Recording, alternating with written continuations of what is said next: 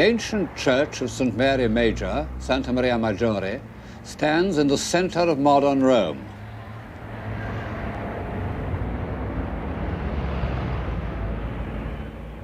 The hellish Roman traffic swirls all round it.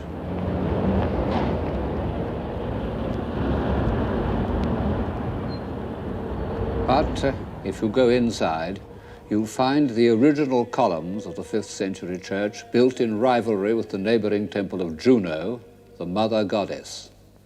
Since old St. Peter's was pulled down, there is nowhere else in Rome where one gets such a powerful impression of the Christian church before the barbarian conquests. This is the grandeur that the Roman church had once achieved and was to achieve again. Above the columns, the mosaics of Old Testament stories are almost the earliest illustrations of the Bible that exist. Brilliant, fresh colors like early Matisse. One sees what was lost when almost the whole of early Christian art was destroyed.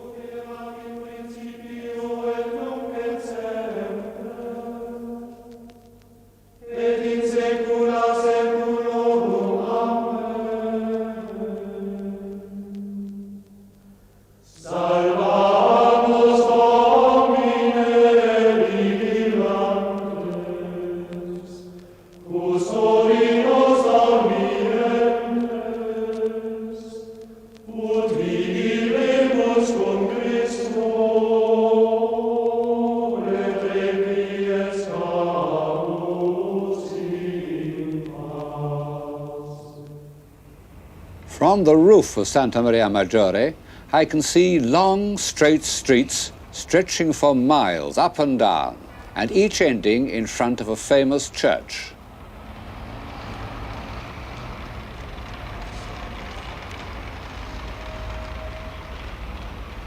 Down there is St. John Lateran, and in the opposite direction is Santa Trinita dei Monti.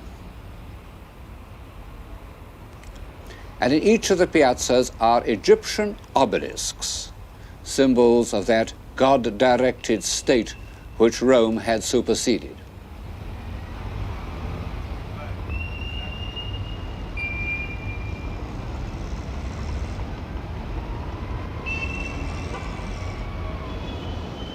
Papal Rome, the Rome of Sixtus V. It's the most grandiose piece of town planning ever attempted. And it anticipated by 50 years all the great town plans of France and Germany. And the amazing thing is that it was done only a generation after Rome had been, as it seemed, completely humiliated, almost wiped off the map. The city had been sacked and burnt, the people of Northern Europe were heretics, the Turks were threatening Vienna. It could have seemed to a far-sighted intellectual that the papacy's only course was to face the facts, accept its dependence on the gold of America, doled out through Spain. Well, as you can see, this didn't happen. Rome and the Church of Rome regained many of the territories it had lost and became once more a great spiritual force. But was it a civilizing force? In England, we tend to answer no. We've been conditioned by generations of liberal Protestant historians who tell us that no society based on obedience, repression and superstition can be really civilized. But no one with an ounce of historical feeling or philosophic detachment can be blind to the great ideals, to the passionate belief in sanctity, to the outpouring of human genius in the service of God, which is made triumphantly visible to us every step we take in Baroque Rome.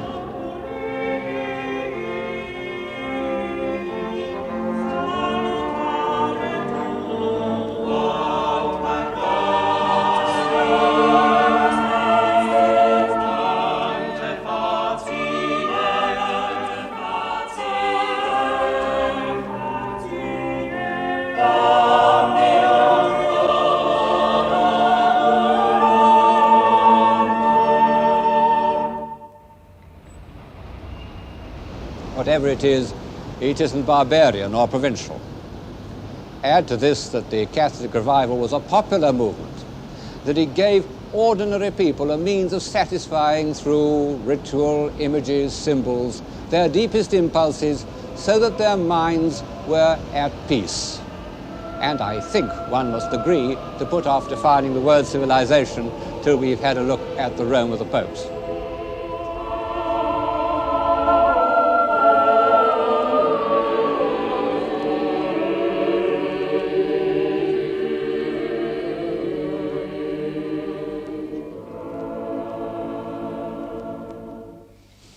The first thing that strikes one is that those who say that the Renaissance had exhausted the Italian genius are wrong.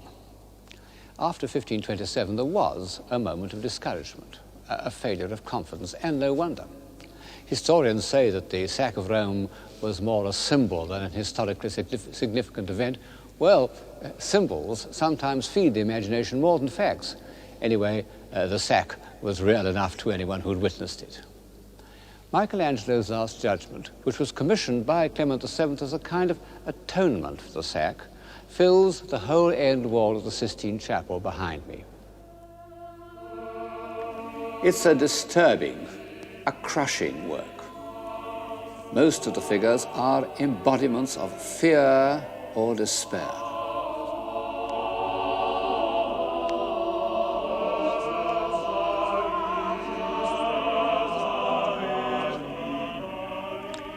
Look at the damned being ferried across the Styx.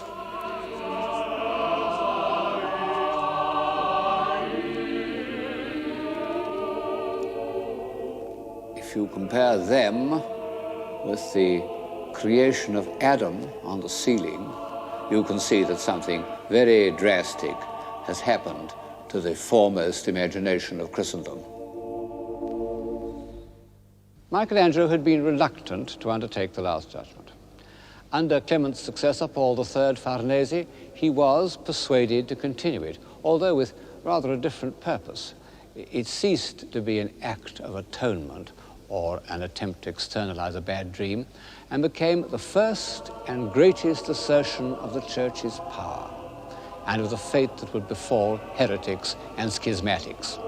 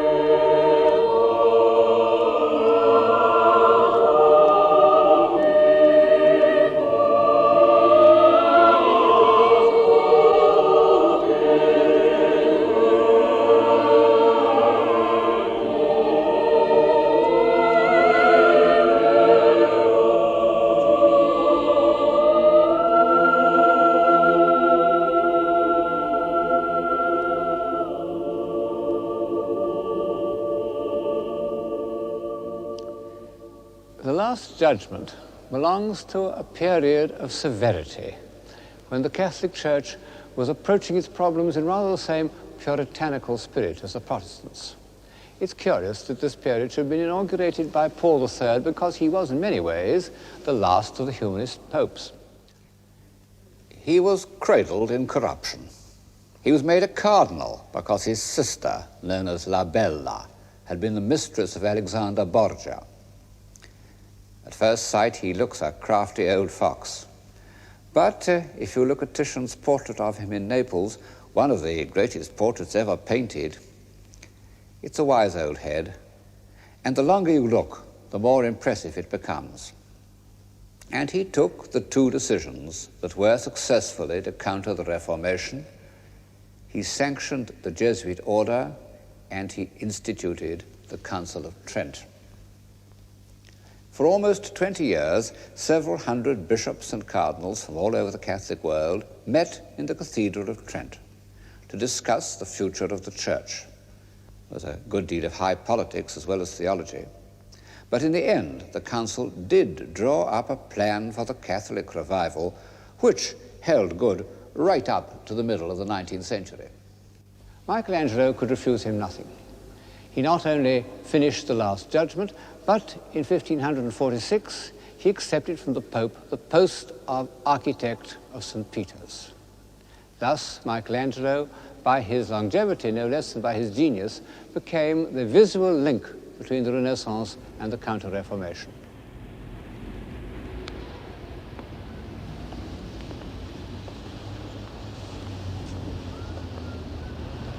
One of the reasons why medieval and Renaissance architecture is so much better than our own is that the architects were artists, individual artists of genius. The master masons of the Gothic cathedrals started as carvers working on the portals. In the Renaissance, Brunellesco was originally a sculptor, Bramante a painter. And of the great architects whom we shall see later on in the program, Pietro da Cortona was a painter and Bernini was a sculptor. And this has given to their work a power of plastic invention, a sense of proportion and articulation based on the study of the human figure, which knowledge of the tensile strength of steel and other prerequisites of modern building doesn't always produce. Well, of all non-professional architects, Michelangelo was the most adventurous, the least constrained either by classicism or functional requirements. Not that he was unpractical. He did drawings for the fortification of Florence, which from standards of military necessities are most ingenious and are also like the most superb works of abstract art. For that matter, all his ground plans are thrilling abstract designs. But he felt himself free to play with the elements of architecture in such a way as to express his feelings. And, as so often happens with a great artist, they were prophetic feelings. You can see what I mean in the building that stands behind me, the Palazzo dei Conservatori, here on the capital of Rome. Grandeur and Obedience. Well, it's grand, all right. And if man is to take any pride in his history, the Roman capital should be grand. But the extraordinary thing is how Michelangelo has expressed in his architecture the principle of subordination. In an early Renaissance building, the parts maintain their identity with a harmonious independence. In the Michelangelo facade, everything is subordinate to powerful rhythms that run right through the building. He gave his immense authority to the device of a single pilaster running up through 2 stories. You know, in Renaissance architecture, and in Roman buildings for that matter, you had one column per story, one on top of the other. In this building, the small columns are pressed into the foot of the giant pilaster. They don't assert themselves, they simply add to its power. And these commanding verticals are met by even more assertive horizontals. And the inevitable collision of these 2 directions gives the building an extraordinary feeling of energy. It seems as dramatically tense as a human situation. Perhaps only Michelangelo had the energy of spirit to pull together the vast inchoate mass of St. Peter's. 4 admirable architects had worked on it before him. The central piers were already built, part of the surrounding walls, but he was able to give it the unifying stamp of his own character.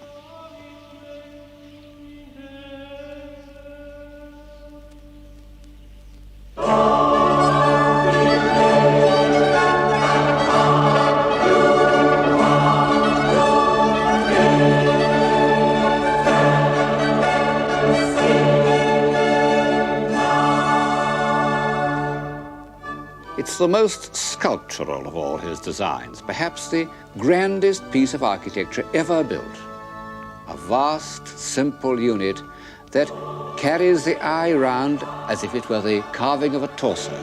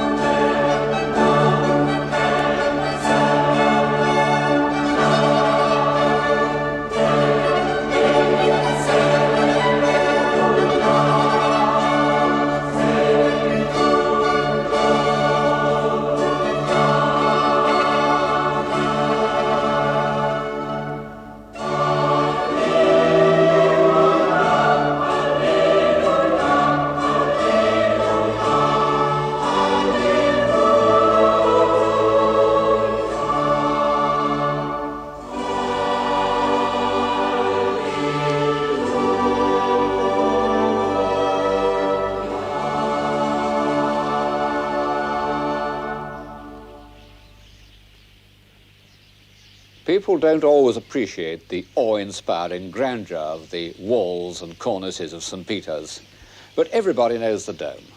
For centuries, lovers of art have gone into ecstasies about its noble, energetic arc expressive of Michelangelo's spiritual aspirations.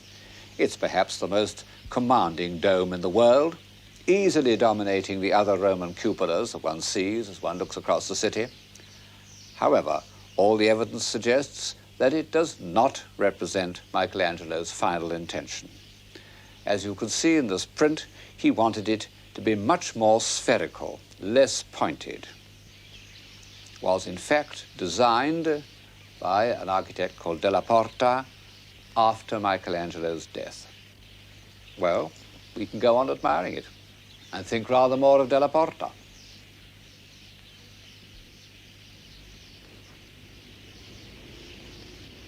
The last stone of the Dome of St. Peter's was put in place in 1590, a few months before the death of Sixtus V. The long period of austerity and consolidation was almost over. The Catholic Church was victorious.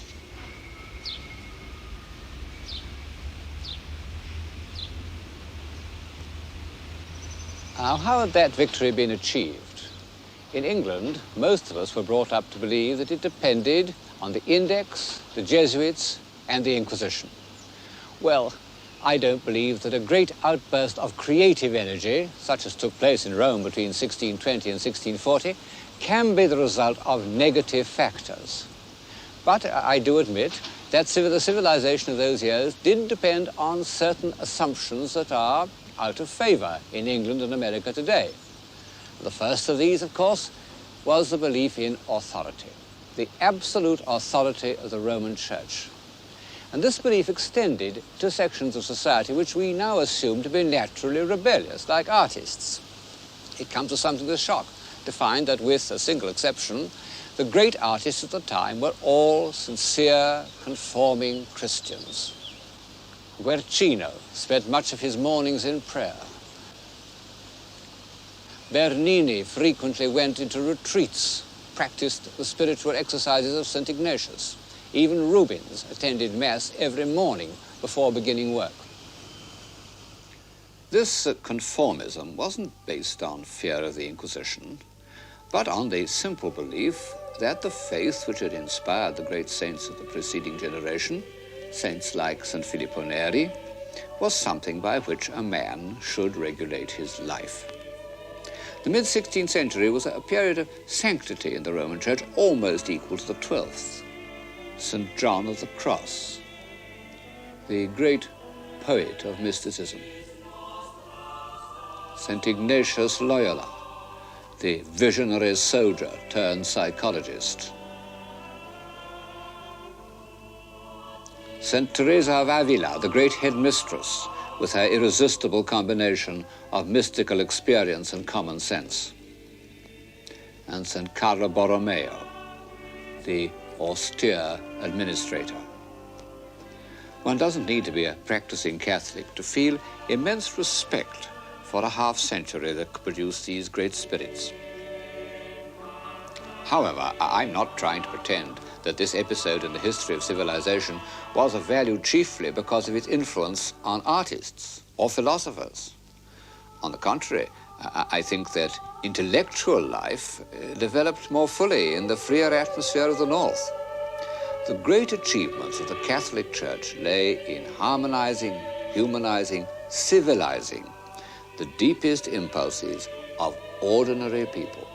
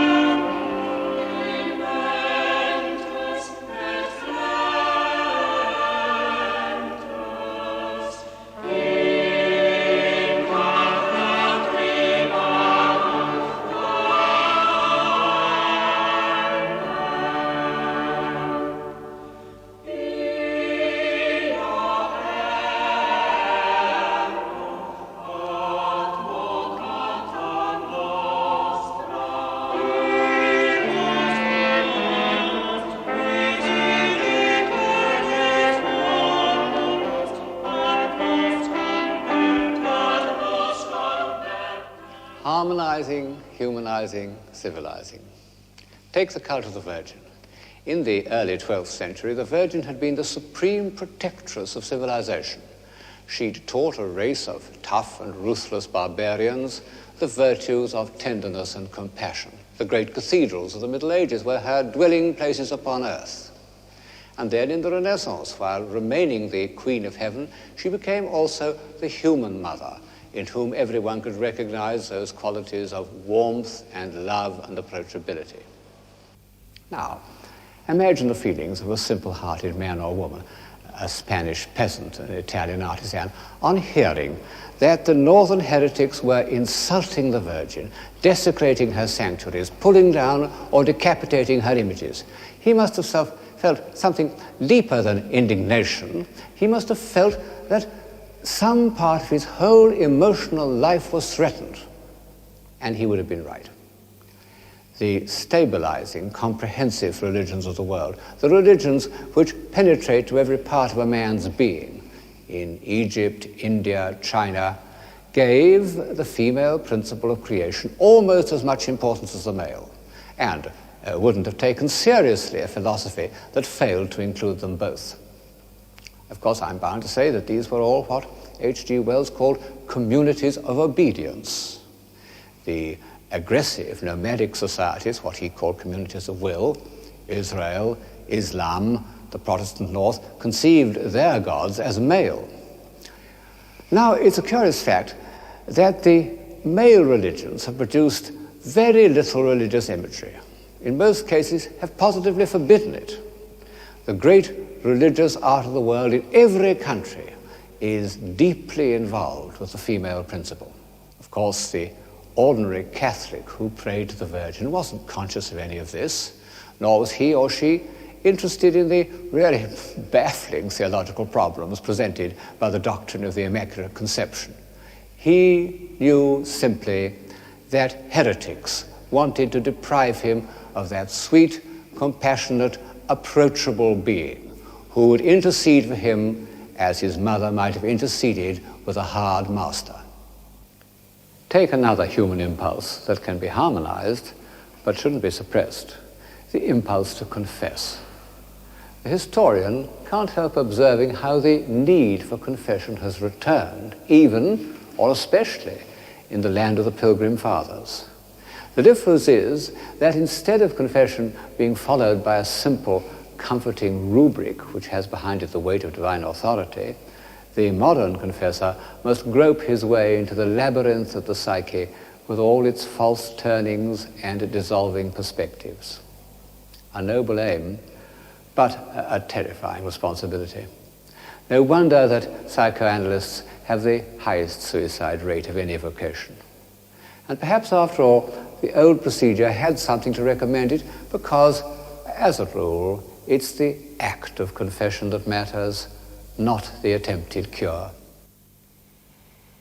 The leaders of the Catholic Restoration had made the inspired decision not to go halfway to meet Protestantism in any of its objections, but rather to glory in those very doctrines that the Protestants had most forcibly, sometimes it must be admitted most logically, repudiated.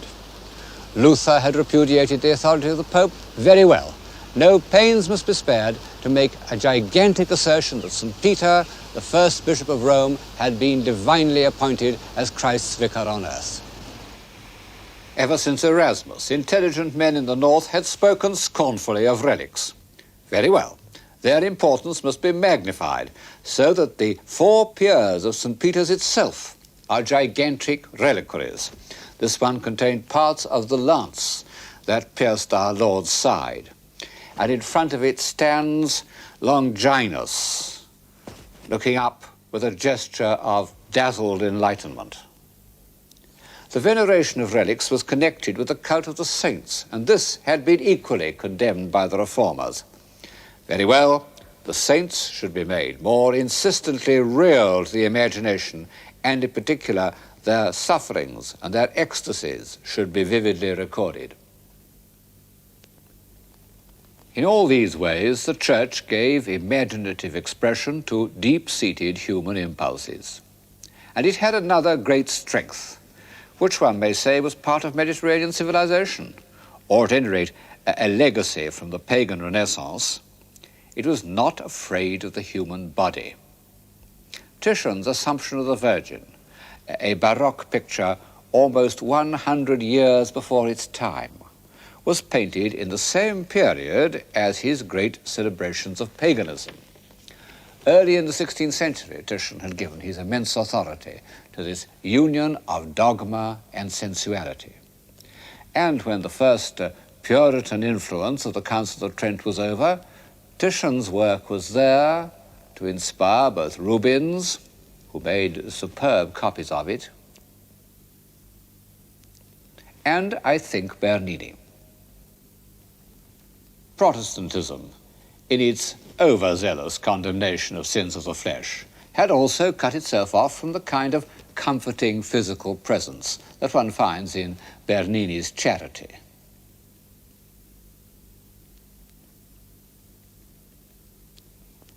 For all these reasons, the art we call Baroque was a popular art. The art of the Renaissance had appealed through intellectual means, geometry, perspective, knowledge of antiquity, to a small group of humanists.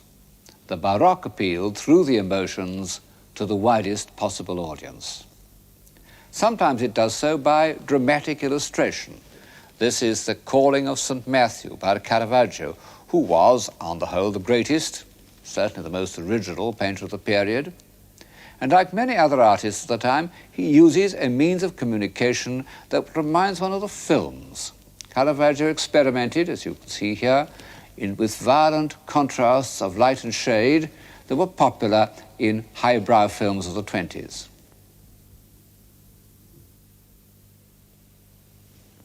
And later Baroque artists, like Bernini, delighted in the emotive close-up, the tears and opened lips and restless movement, all those devices that were to be rediscovered in the movies. The extraordinary thing is that the Baroque artists did it in bronze and marble and not on celluloid.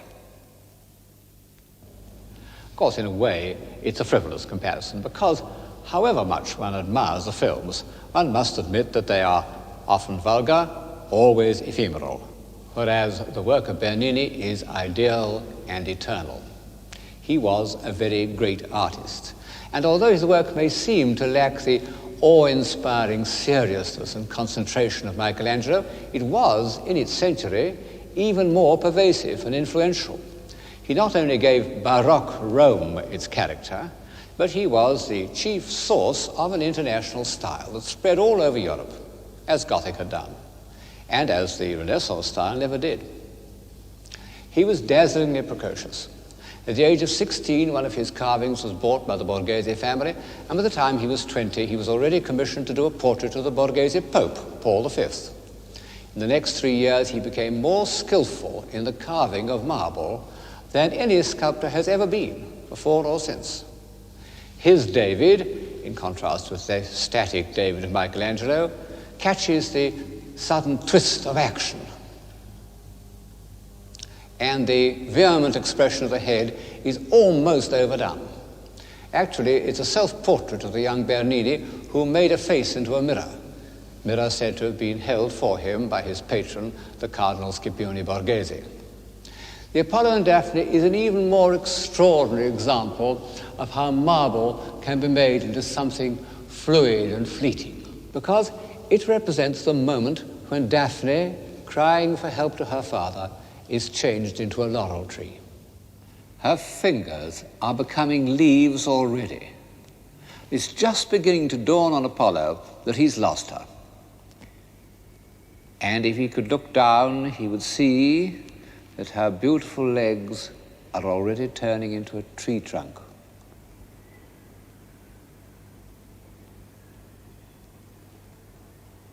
And her toes are becoming roots and tendrils.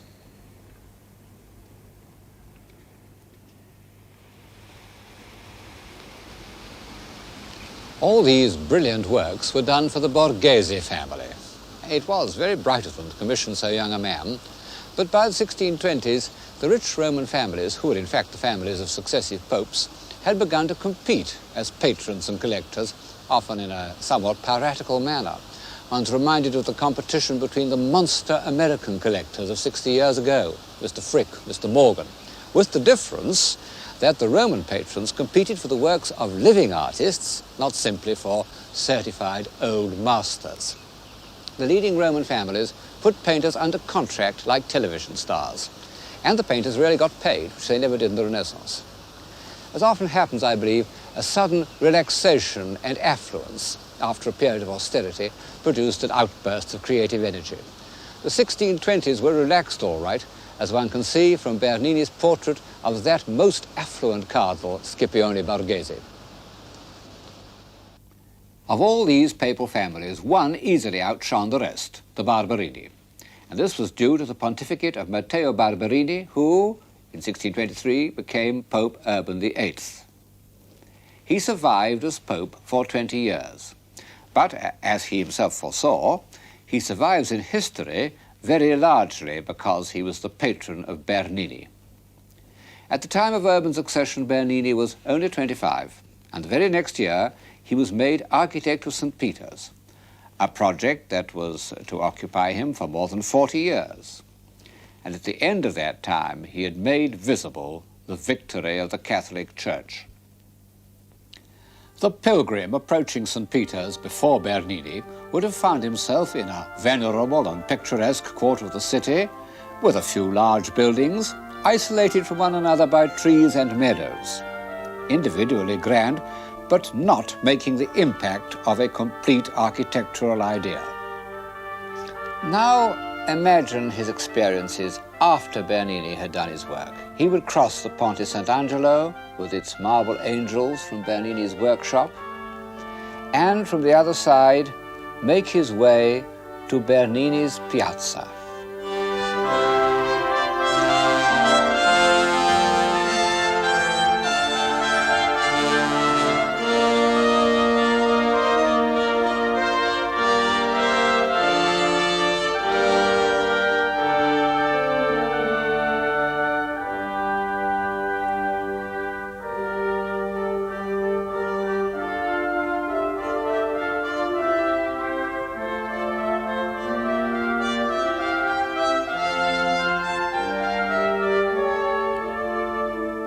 Bernini is perhaps the only artist in history who's been able to carry through such a vast design over so long a period.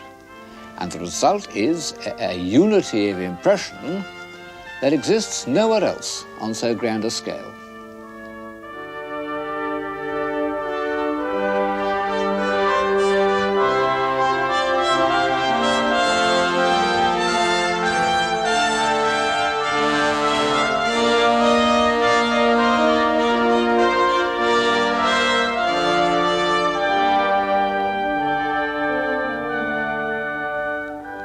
Then, when our pilgrim passes through the enormous facade, the feeling of complete unity of style is maintained. You'll get a better impression of the interior of St. Peter's from this painting than from a photograph. It was painted 200 years ago, but in fact very little has changed.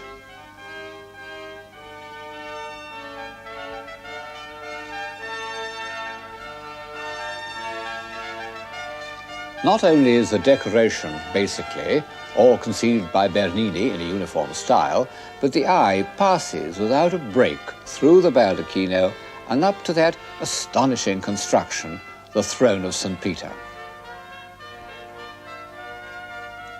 But perhaps what would have impressed our pilgrim most of all would have been the bronze Baldacchino. Bernini started work on it in the year that he became the architect of St. Peter's. And it's incredible. Yes, if one knows anything about bronze casting, it really is incredible. It involved every sort of engineering difficulty. And then there's the amazing richness and audacity of Bernini's invention and the perfection of craftsmanship, which extends to every detail.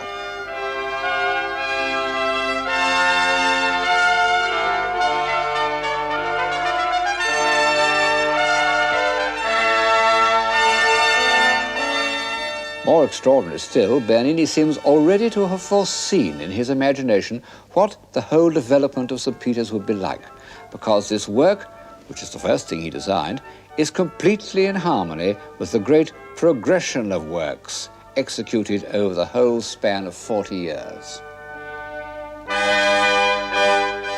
I believe that anyone who uses his eyes without prejudice will find his emotions stirred and enlarged by these marvelous experiences. As we enter this world of light and movement, of weightless angels and billowing bishops and tumbling cherubs, we are ourselves no longer weighed down by earthly things. We participate imaginatively, as we do in a ballet, in an ecstatic repudiation of the forces of gravity. But the word ballet suddenly puts me on my guard.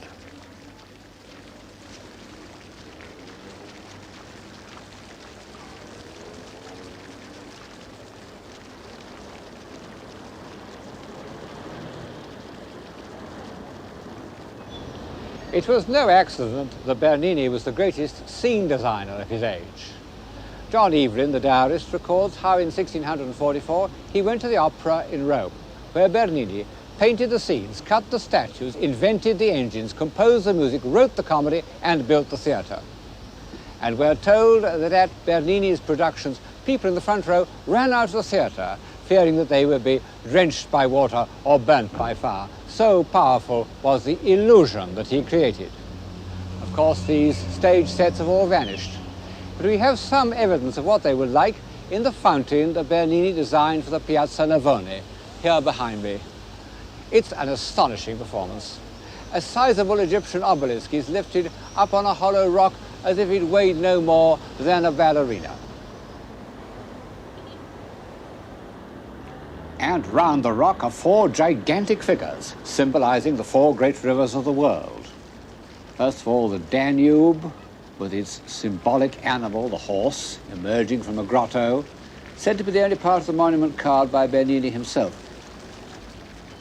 Incidentally, it's the portrait of a real horse called Montedoro. And then the Nile, with a rather ridiculous lion. And then the Ganges, shrouded from the sun.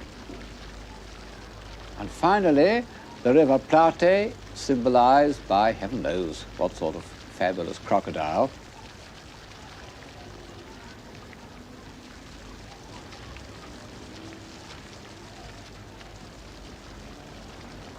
The Plate seems to be reeling back in horror, and the people of Rome used to maintain that he was showing his alarm at the sight of the church facade by Bernini's only serious rival, the architect Borromini.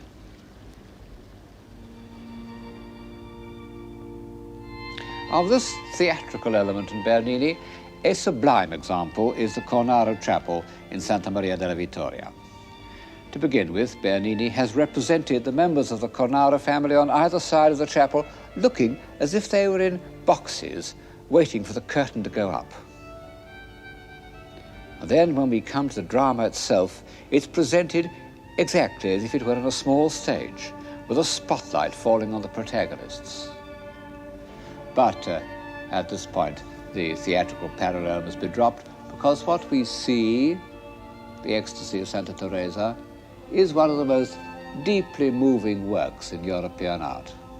Bernini's gift of sympathetic imagination, of entering into the emotions of others, a gift no doubt enhanced by his practice of St. Ignatius's spiritual exercises, is used to convey the rarest and most precious of all emotional states, that of religious ecstasy. He's illustrated exactly the passage in the saint's autobiography in which he describes the supreme moment of her life, how an angel with a flaming golden arrow pierced her heart repeatedly. The pain was so great that I screamed aloud, but simultaneously felt such infinite sweetness that I wished the pain to last eternally. It was the sweetest caressing of the soul by God.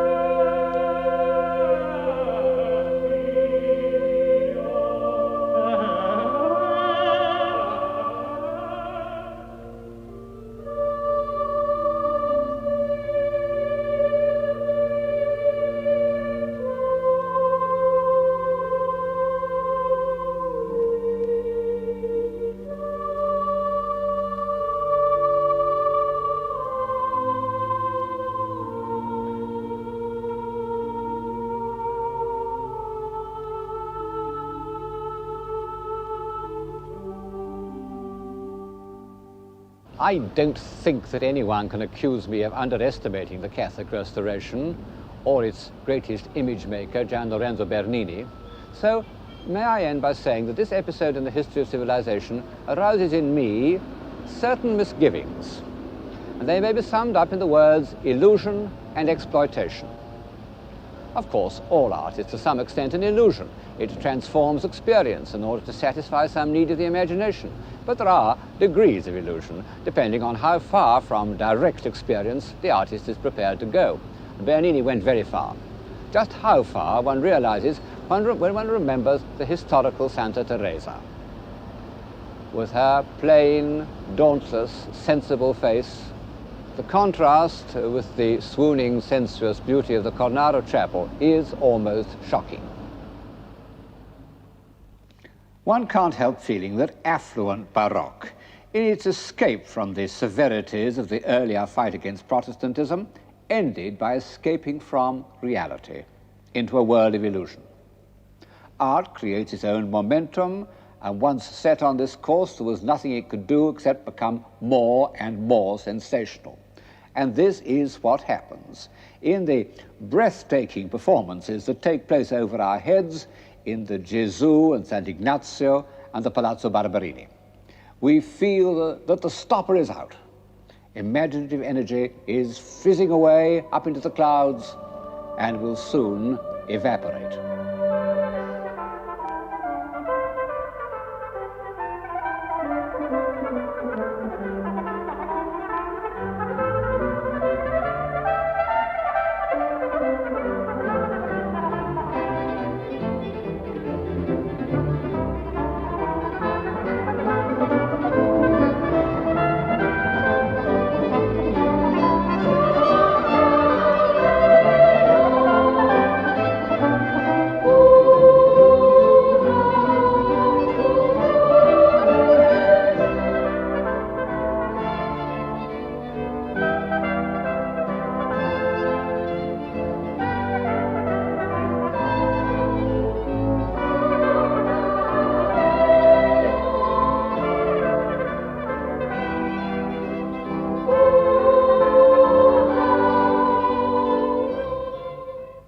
As for my other misgivings, of course there was exploitation before the 16th century, but never on so vast a scale. In the Middle Ages, it was usually accompanied by real popular participation. Even in the Renaissance, palaces were, to some extent, seats of government and objects of local pride. But the colossal palaces of the Pope's relatives were simply expressions of private greed and vanity. Farnese, Borghese, Barberini, Ludovisi, these rapacious parvenus spent their short years of power competing as to who should build the largest and most ornate saloons. In doing so, they commissioned some great works of art, and one can't help admiring their shameless courage. At least they weren't mean and furtive like some modern millionaires. But their contribution to civilization was limited to this kind of visual exuberance. The sense of grandeur is no doubt a human instinct, but carried too far it becomes inhuman. I wonder if a single thought that has helped forward the human spirit has ever been conceived or written down in an enormous room.